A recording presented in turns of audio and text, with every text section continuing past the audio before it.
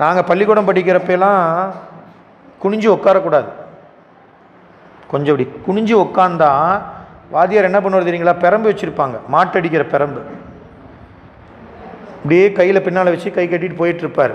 அப்படியே பார்த்து குனிஞ்சு இருக்கிற மாதிரி தெரிஞ்ச உடனே அந்த தடியில் என்ன பண்ணுவார், இங்கே ஒரு நம்ம முதுகில் ஒரு தடி இருக்கும், ஒரு தடி அப்படி அடித்தார்னு வச்சுக்கோங்க, அன்னைக்கு சாயந்தரம் பள்ளிக்கூடம் உறவரெல்லாம் இப்படியே தான் இருக்கும். ஏன்? குனிஞ்ச அடி விழுவும். நேராக உட்காருதுங்கிறது எவ்வளோ இன்றியமையாதது. அன்னைக்கு பள்ளிக்கூடத்துலேயே சொல்லி கொடுத்தாங்க. இன்றைக்கெல்லாம் படிக்கிறது, ஆமாம், படுத்துக்கிட்டே படிக்கிற காலம் வந்துருச்சு.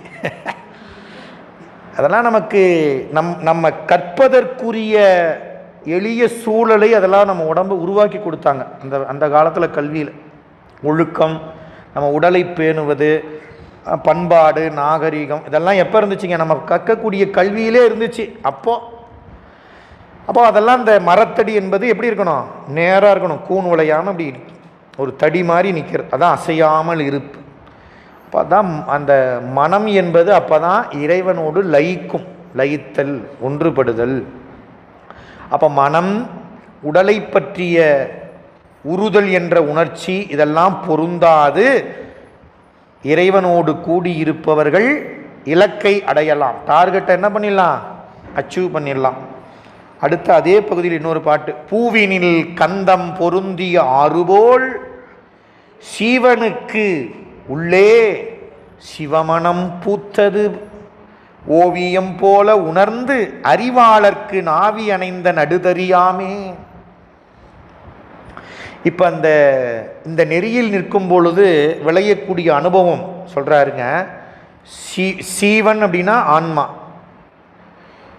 இந்த திருமந்திர பாடலில் சிவஞானம் ஆன்மாவுக்குள் எப்படி விளைகின்றது அப்படிங்கிறத உணர்த்துது. சிவஞானம் ஒன்றுபட்டாச்சு, ஒன்றுபட்டா இலக்கை அடையலான்னு சொல்லியாச்சு. இலக்கை அடைவது எப்படிங்க அப்படின்னா சிவஞானம் விளைய வேண்டும். எப்போ விளையும்? ஒரு நிலத்தில் பயிர் விளையணும் அப்படின்னா அதுக்கு முன்னே என்ன பண்ணணுங்க? நிலத்தை, அந்த மண்ணை பண்படுத்தணும். அதுக்கப்புறம் என்ன பண்ணணுங்க? நாற்றாங்கல்ல வச்சுருப்பாங்க. அந்த நாற்றை எடுத்து மறுபடியும் என்ன பண்ணுவாங்க? கொண்டு வந்து வயலில் ஊனணும். இதுபோல் நமக்கும் ஒரு விவசாயத்தை அப்பர் சுவாமி சொன்னார். மெய்மையாம் உழவை செய்யணும் அப்படின்னார். ஒரு தேவாரத்தில் அருமையாக சொல்லியிருக்கிறார். அந்த பாட்டில் பார்த்துக்கோங்க.